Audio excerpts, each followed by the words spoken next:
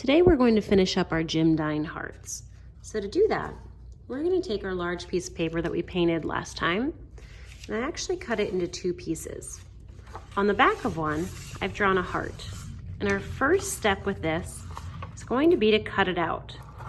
So as you cut it, you're going to try to make sure that you stay on the black line.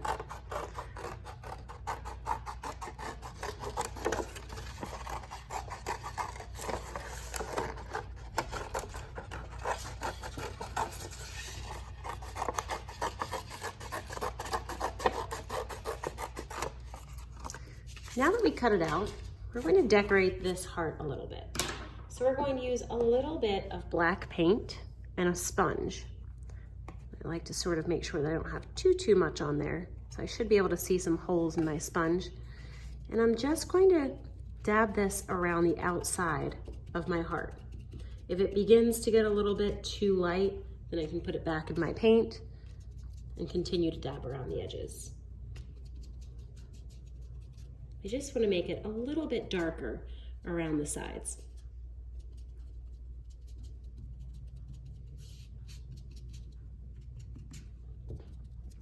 It doesn't need to be perfect.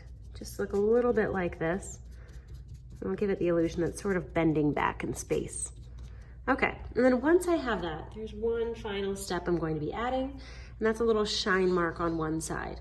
So with a little bit of white paint, I'm just going to put a little bit on my brush. I'm going to make a curved line around one side of the heart, like this. And that's really all there is to it. Once I have that done, I'm going to take the other half of my paper here, and I'm going to glue this on top. So I only need a few dots of glue on the back of this, not too much. And I only want to put a little bit around the edges. Okay, and then once I have that, I stick it in the middle, press it down, and you've got a beautiful little Jim Dine heart.